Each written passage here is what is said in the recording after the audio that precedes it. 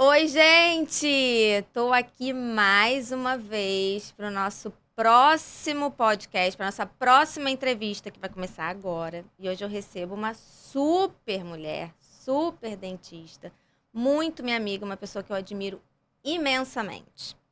Ela é especialista em estomatologia. Deixa eu botar o óculos, né, gente?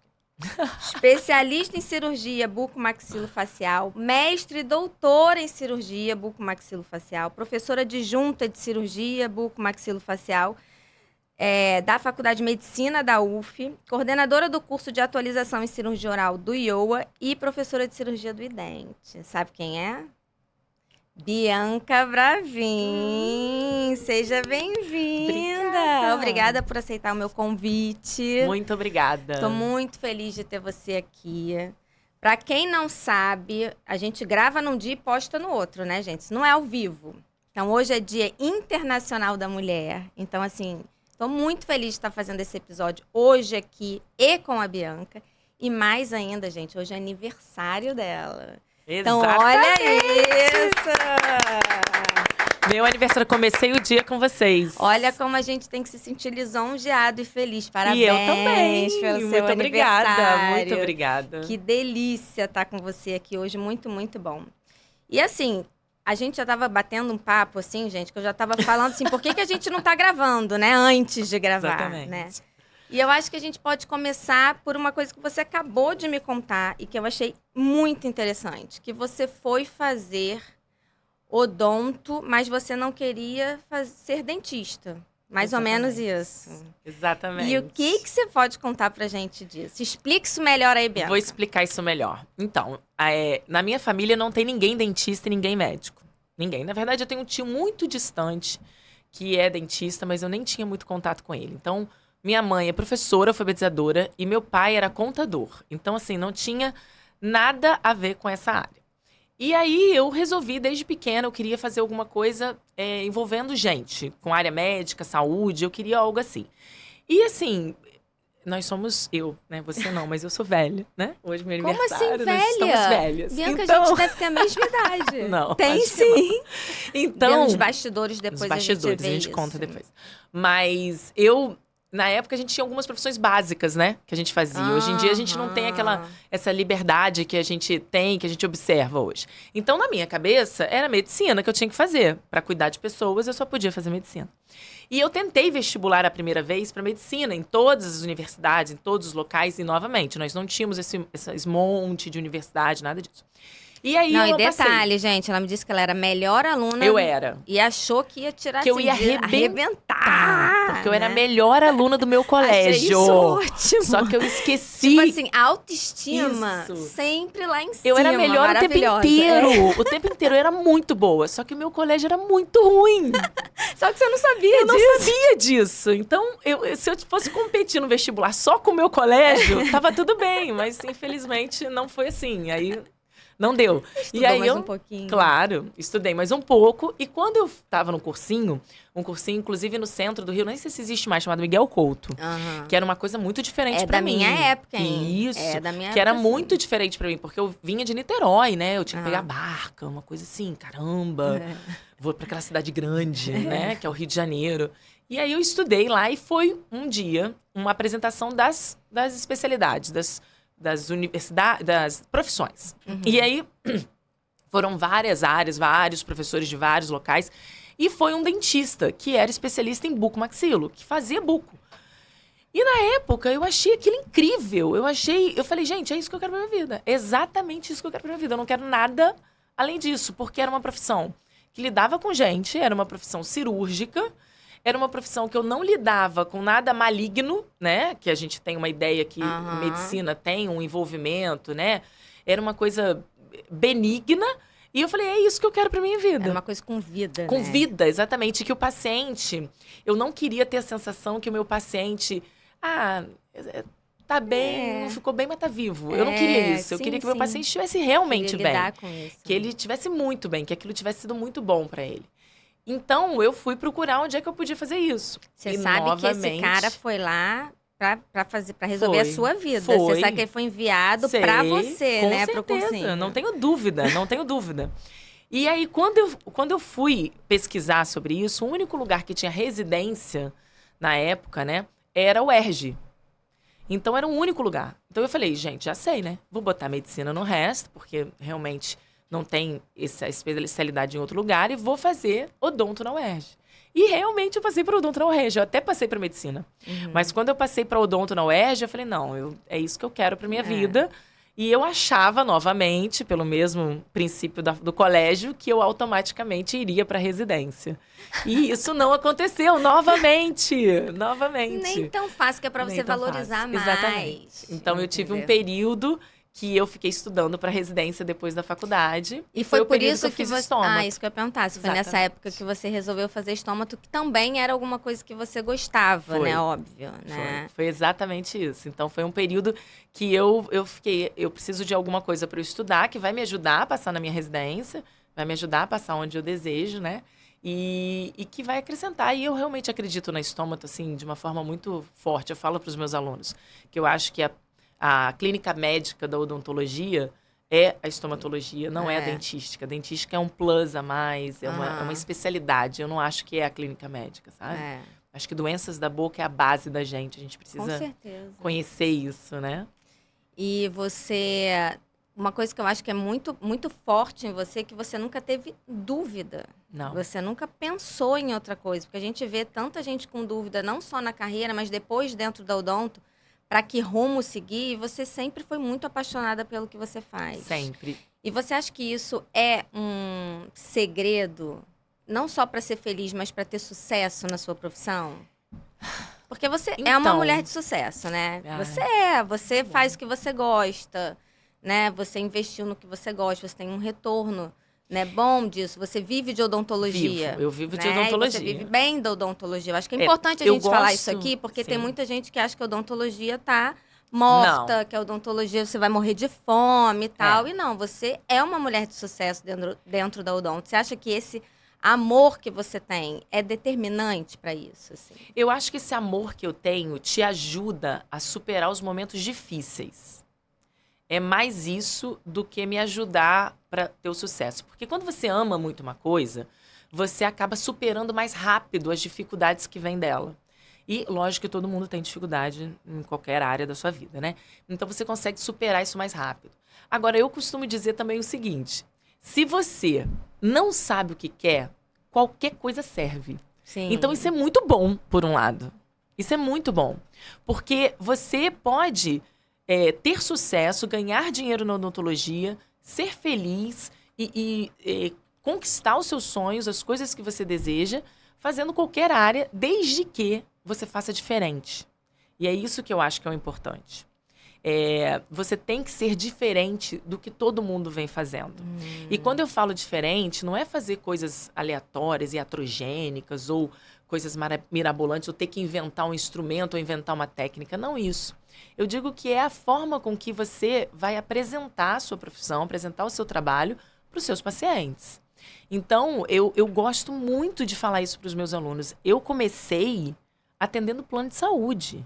Eu também. E atendendo, assim, muito. Alexandre, eu atendia. Eu chegava no consultório, tipo, 7, 8 horas da manhã. Eu saía 10 da noite. Eu fazia, tipo, 40 sisos num dia. E quando você fala assim, mas não tinha como... a minha autoclave era praticamente descartável.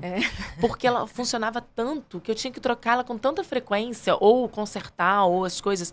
Porque eu coloquei na minha cabeça que eu precisava ser conhecida. Ninguém me conhecia. Como é que os pacientes iam chegar até você sem nenhum dentista na família, por exemplo? Lembrando que eu não sou... Os pacientes não são os meus clientes diretos. Quem são os meus clientes diretos são os outros dentistas. Porque o paciente, ninguém passa na rua e fala assim, você já tirou seu siso? Vai tirar o siso com a doutora Bianca, ela é maravilhosa, ela é muito boa. Você não quer tirar um dente, não? Ninguém fez isso. Vou tirar um siso, vou ali na Bianca, isso, não é? Mas clareamento, as pessoas falam, uma faceta, um sorriso. As pessoas, elas indicam, elas querem, elas falam, odontopediatra. Você indica, mas... A cirurgia é uma coisa muito específica. A pessoa só vem em mim porque ela não tem outra opção, né? Porque se ela tiver a opção de não fazer isso, ela não vai fazer. Então, até não Exatamente. chegar Você em ainda mim... tem uma profissão que uma especialidade que as pessoas não querem muito. Eu Isso. sou um pouco assim também, né? Na cirurgia um pouco, periodontal. exatamente. Um pouco. Quanto mais as pessoas podem evitar de estar, né? Exatamente. Elas vão evitar de estar. Então, isso foi uma coisa que eu passei a entender o seguinte. Ok, eu vou passar um período tendo esse plano de saúde, os planos em si, mas eu vou fazer o meu melhor ali. Sim. E eu vou fazer o melhor pro meu paciente, o que é certo. Porque ninguém tá me obrigando, eu não tô aqui presa, nem com uma corda na perna. Isso daqui é uma opção minha. Então, eu fazia... Depois que eu atendia cada paciente, eu mandava uma mensagem pro dentista de origem dele. Eu dizia o que eu atendi, o que eu fiz. Todos os meus pacientes saíam com gelinho. Meus pacientes... No final, eu chegava à conclusão que eu não ganhava nada, lógico. Porque toda a minha logística em volta. Mas isso me fez ser conhecida, entendeu? Sim, e esse é o seu diferencial. Exatamente. Você falou, procure fazer o diferente. O seu diferente foi ter esse cuidado aí ao redor do seu paciente. Tanto com o dentista, quanto com o paciente. E isso fez com que as pessoas começassem a me conhecer pela qualidade do meu trabalho, né? E pela responsabilidade que eu tinha com os pacientes, pela forma com que eu lidava com eles, o retorno, o feedback, a disponibilidade. Então, isso foi uma coisa muito boa para mim, né? E isso só foi crescendo. E quando a gente vai tendo o crescimento, as coisas elas entram meio que numa bola, né? E aquela bola ela vai rodando. Claro que você tem os seus momentos de altos e baixos, como todo mundo na vida, né? Ainda bem, para você poder valorizar os momentos que você está em alta, né? Mas você passa a saber o que fazer. Isso é muito importante. Então, hoje em dia, eu falo o seguinte. Se der tudo errado na cirurgia e eu tiver que vender picolé na praia, eu vou vender o melhor picolé da praia, entendeu? Isso, porque você vai...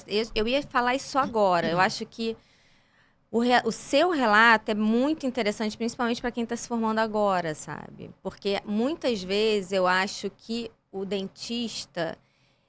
Principalmente os que estão se formando, eles visam muito quanto que eu vou ganhar em termos financeiros, uma coisa mais imediatista. E eu vejo que a sua história, ela está muito mais baseada em você, na sua formação, assim, na sua melhora, na sua curva de aprendizagem, no que você podia fazer melhor. E o retorno financeiro meio que uma consequência disso. Com certeza, entendeu? mas isso é e não base, um objetivo. Então, assim...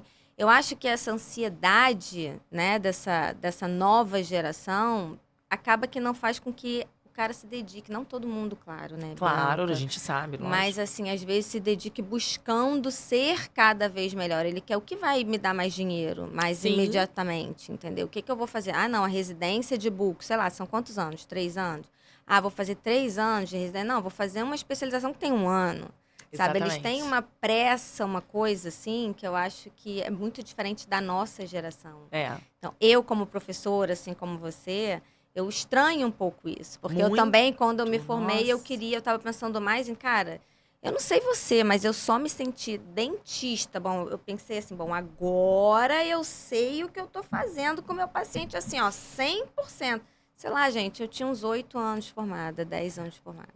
Foi quando eu falei, agora eu posso dar o melhor. Porque eu sempre achava que estava, sabe, com 10 anos ali, eu acho que foi um marco para mim na minha carreira. Então demora, né? E, Alexandra, demora se você parar 6 meses, você já não vai estar mais dando o seu melhor. Sim, exatamente. Porque esses 6 meses vai fazer uma diferença enorme. Imenso. Então, é você estar em constante aprendizado. E isso, eu também falo muito para os meus alunos. Essa ansiedade de ter que estar produtivo, eu acho que é uma consequência do mundo que a gente vive. Só que eu também acho que não adianta nós, como professores, porque também era um outro objetivo na minha vida, ser professora, né? E graças a Deus eu consegui com muita alegria. Eu amo dar aula. Eu falo que a gente não consegue tomar uma decisão com clareza se você não tiver experimentado um período daquilo. Então, às vezes, eu tenho alunos que terminam a faculdade e falam assim, professora, eu vou fazer faculdade para medicina, porque não é isso que eu quero.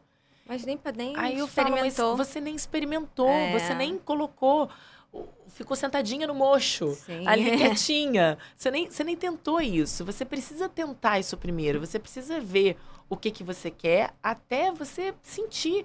Porque o amor, ele não surge assim como surgiu pra mim, né? Você não se apaixona por uma coisa. Pode ser construído, Pode ser construído.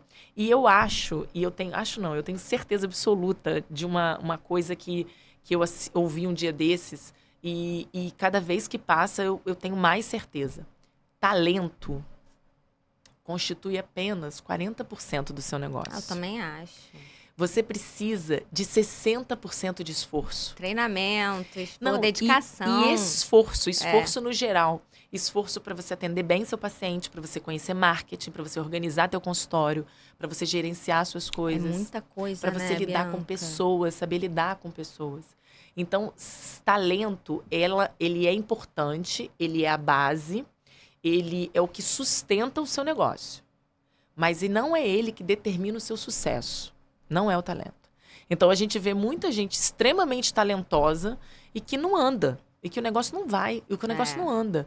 Por que o negócio não anda? Porque falta alguma coisa. Falta um plus. E esse pouquinho são aqueles outros 60 que você tem que rever. Então, por isso que, mas eu sou muito talentosa em cirurgia, só que eu não estou conseguindo.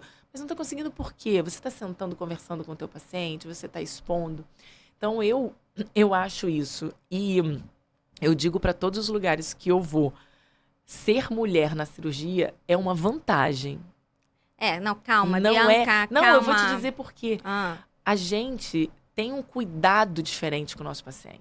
Mas isso vale para tudo, não, Dom? Sim, para tudo. Não só na cirurgia. Mas é porque a cirurgia é uma coisa muito abrutalhada, né? Então, você ser mulher... É um ambiente mais masculino. Exatamente. Você traz uma delicadeza que os homens deveriam ter na cirurgia também, sabe? Sim. Eu tive um relato agora de uma paciente minha no consultório que eu fiquei muito feliz. Meu consultório, eu montei o consultório para que a pessoa se sinta em casa. Então, meu consultório... Tem uma carinha de casa, ele não tem de consultório. carinha de casa. Então, você entra numa sala de espera, que não é uma sala de espera comum, ela tem planta, tem coisinhas assim para parecer que é casa. Depois tem foto das minhas filhas, tem uma salinha, que é a salinha de consulta, que é cheio de presente que o paciente me dá, coisinha que eu boto tudo ali. Aí eu tenho um estúdio de fotografia e eu vou andando. Quando chega no final, que é a sala onde o paciente vai embora, ela é uma reprodução de uma sala de casa. Então, ela tem uma estante com um monte de livros gerais, de culinária, de não sei o quê. Tem livros de estudo também. Tem um sofazinho, tipo uma chaise, e 2 sofás para ficar sentada. E a paciente falou exatamente isso, doutora Bianca. Eu vim aqui morrendo de medo. O filho dela tem uma síndrome chamada eu não sei se era um autismo, não. Esqueci agora. Mas tinha uma condição especial que precisava de um cuidado, apesar dele ser extremamente inteligente. Asperger. Apesar de extremamente inteligente, dedicado, mas ele precisava de um cuidado especial. Ele falou, eu vim aqui morrendo de medo e eu me senti como se eu estivesse dentro da minha casa. Você dá um aconchego, né? Então, isso é uma diferença que você pode fazer para o teu paciente. E isso faz você ser diferenciado. Então, talvez a diferença seja não pensar no que a gente vai ganhar, né? Sim. Eu acho que a diferença é pensar no que a gente pode dar para o paciente. Entendeu? O dentista precisa entender que o principal ali não é você. Não. É o seu paciente, Sim. né? É o seu paciente. Você é um instrumento, né? Você é apenas um instrumento para você dar um tratamento para aquele paciente. Sim. Então, você é um instrumento, é uma pessoa que estudou, que se dedicou, mas você é um ser humano. Que tá ali para ajudar, Que tá ali para ajudar. Então, eu também falo isso para os meus alunos. Os professores, hoje em dia, eles são uns organizadores do conhecimento. Eles não são mais os detentores. Sim. Na minha época, eles eram os detentores. Pra gente conseguir um artigo científico, você tinha que ir no fundão. Ficar sentado no chão na biblioteca, gente, horas olhando pegando aquela ficha Eles não têm noção de como que catagográfica. era, né? Porque agora é tão mais fácil. Gente, a noção não existe, até porque, eu não sei se você sabe, mas a biblioteca do fundão fechou, né? Porque deu um fungo. Então, ela tá lacrada. Porque ninguém mata o fungo. Então, não consegue. Ela tá lacrada, ninguém pode entrar. Tinha muito fungo na época que eu ia. Nossa. Gente. Aquilo ali era eu lembro fácil. Eu lembro que eu fui pegar um artigo uma vez, que eu cheguei lá, procurei. Aí não tinha aquele fascículo daquela revista, né? E só tinha na USP. E aí eu cheguei pra bibliotecária. Falei, olha, você tem como conseguir? Ela falou, claro, vou conseguir aqui pra você, R$15. Aí ela foi lá, pediu, porque existia uma intranet. Tinha. Não é internet, é intranet. E aí chegou o artigo. Gente, quando o artigo chegou, Não servia. Não servia. Eu olhei... Você demorou o maior tempão. Eu demorei muito tempo, tipo uma semana para aquele artigo chegar. Aí quando eu olhei o resumo, eu falei, gente, não serve, eu vou começar tudo do zero. Aí eu do zero, começando de novo. Não, primeiro você procurava o artigo, Exatamente. aí você tinha que ir pra uma fila pra xerocar o negócio. Gente, que trabalheira. Então eu acho que essa trabalheira, ela foi importante pro nosso crescimento. Foi total. Muito. Total. Mas, assim, também é muito papo de velho, né? Falar que, mas a sim, gente era na minha época, porque na minha época. Eu acho que a gente tem que trabalhar com o que a gente tem. Não, e hoje são outros desafios. São outros desafios para eles. Nossa, né? e até mesmo isso é um desafio muito grande, porque todo mundo tem um acesso muito grande ao conhecimento. Então, você se sente o tempo inteiro para trás, né? Como se você tivesse atrasado.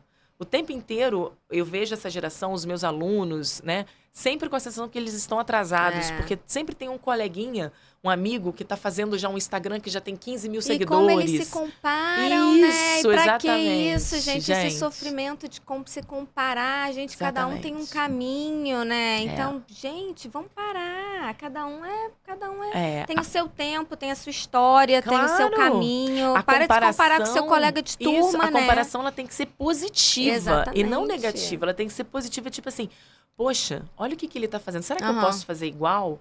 O que eu posso diferente, fazer? Ou melhor, ou enfim. Nossa, né? que interessante que inspire, essa ideia que ele deu, que ela teve. Será que eu posso fazer algo parecido? Será que eu posso... Entendeu? Então, assim, eu acho que a comparação, ela serve para isso. Não para te trazer para baixo, né?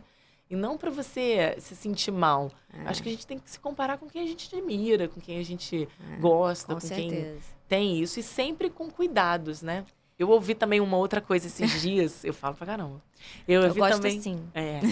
Não preciso de mais nada. Mulher, só né, eu. gente? Mulher. Eu ouvi uma outra coisa esses dias que, assim, quando a gente é criança, a gente tem os nossos heróis, né?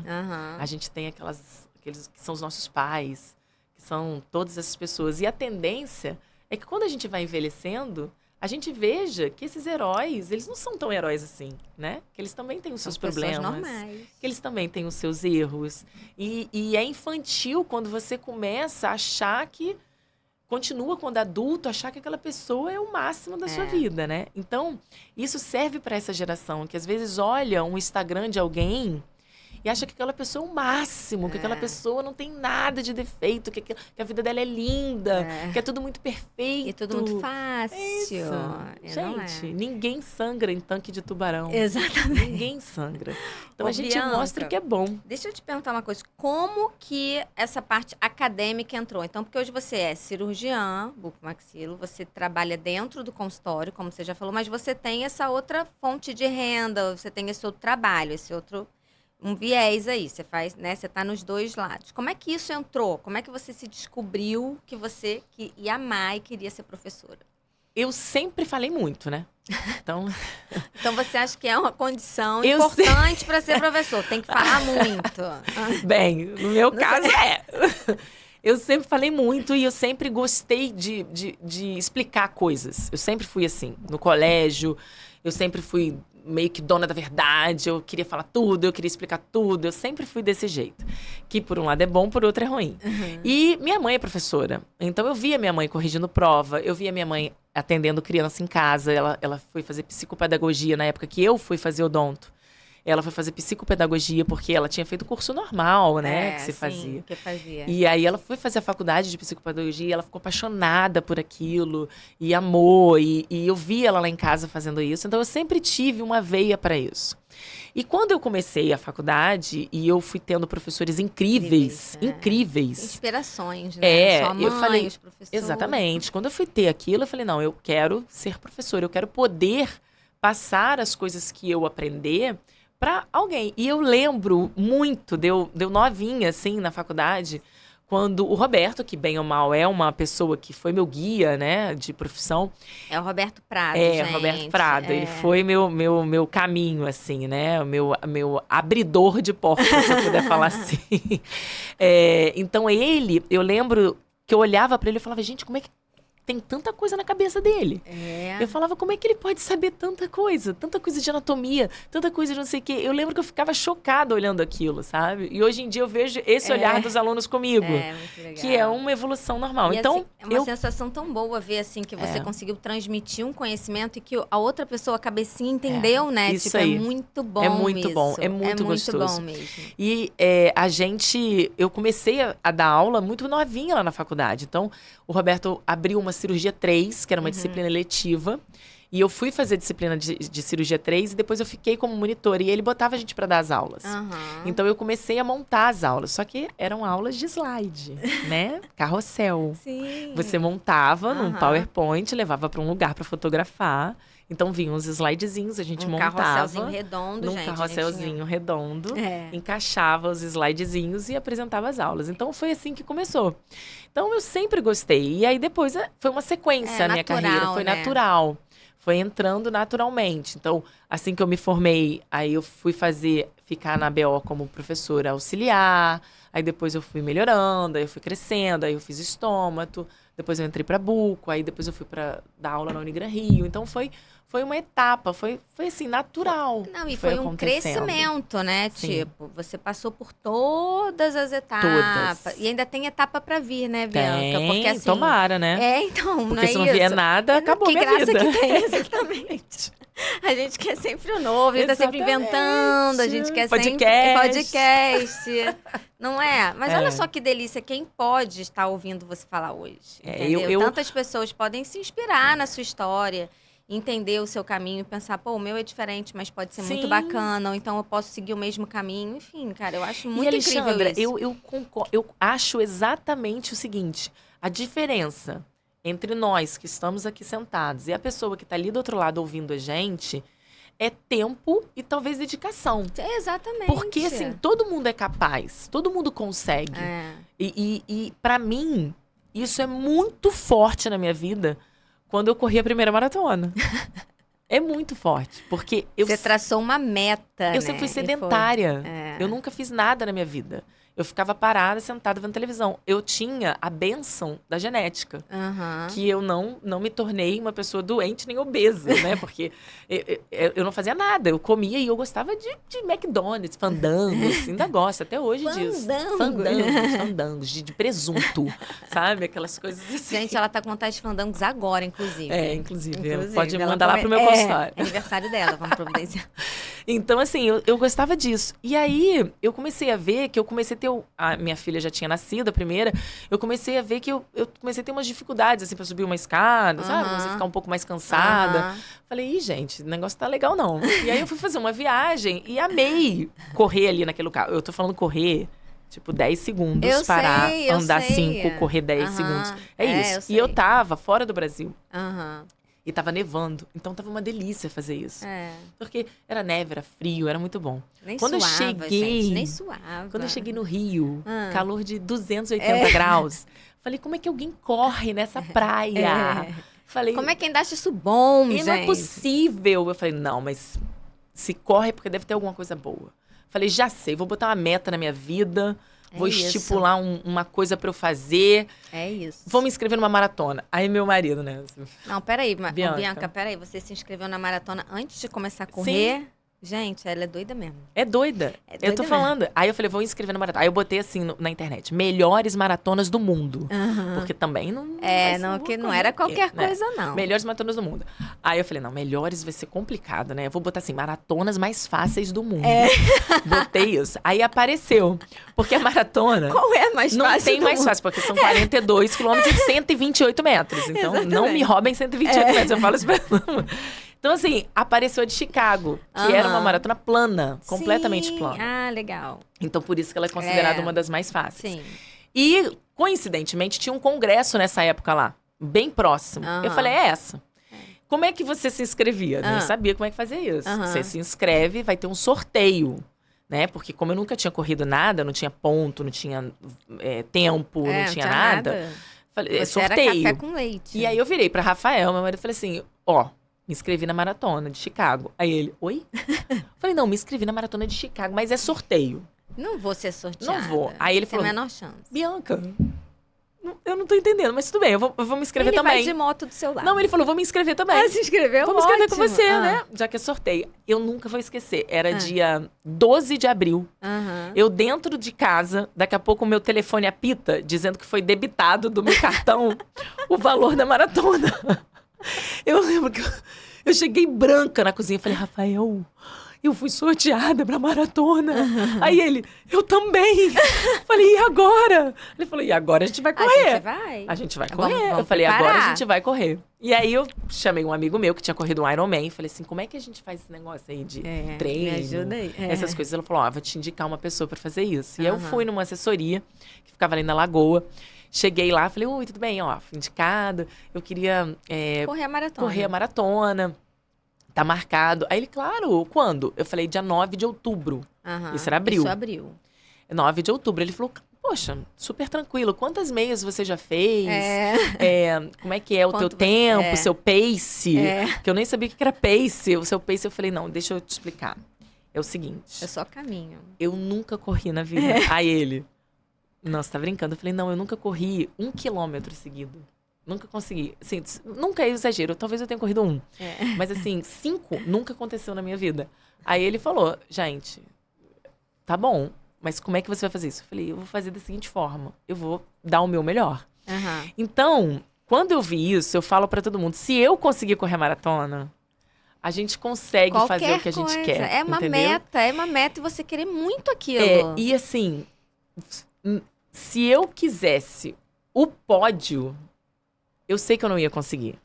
Sim. Você tá entendendo? Mas eu sabia que eu podia conseguir correr maratona. Então, talvez, quem estiver aqui na odontologia ouvindo, talvez você não consiga ser a melhor de tudo. Mas você vai estar muito melhor do que você tá hoje. Entendeu? Você vai conseguir.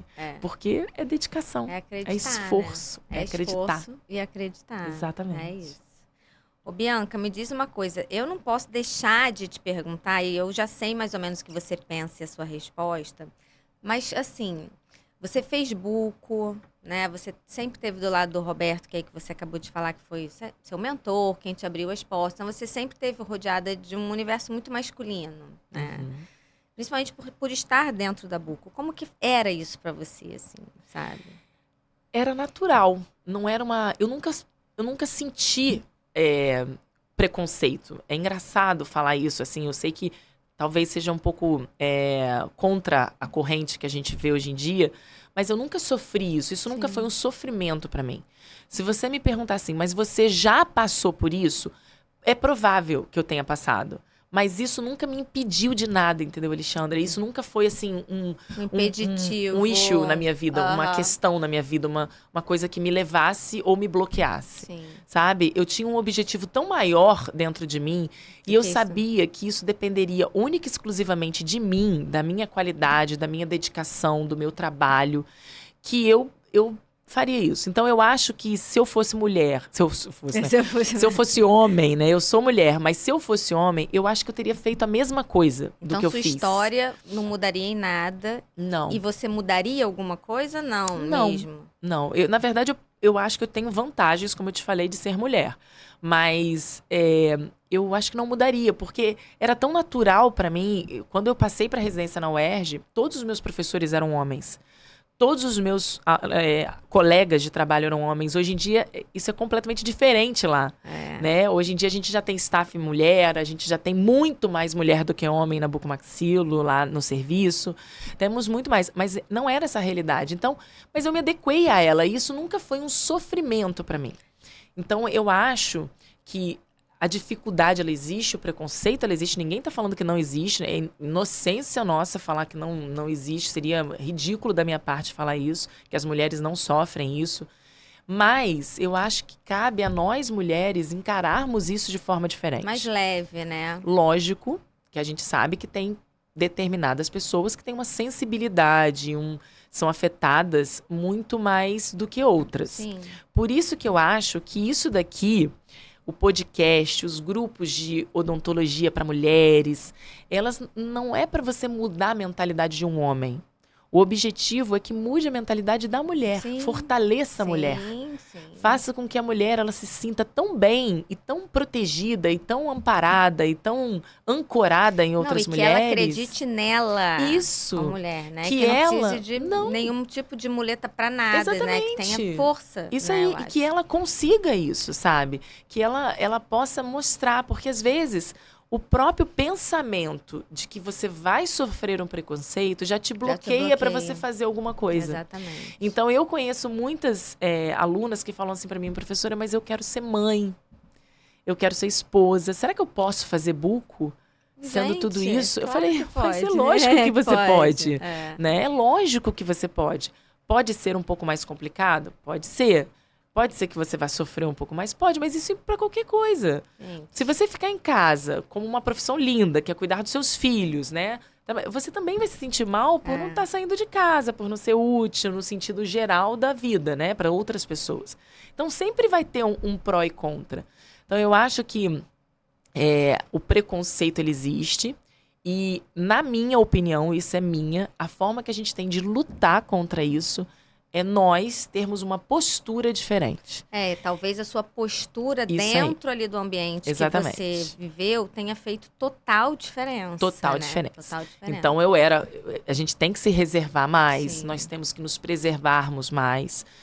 O que é possível para um homem é diferente para a mulher. Não é.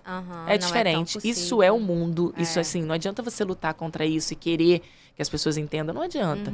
Você só tem que ter uma postura diferente perante aquilo. E você tendo essa postura...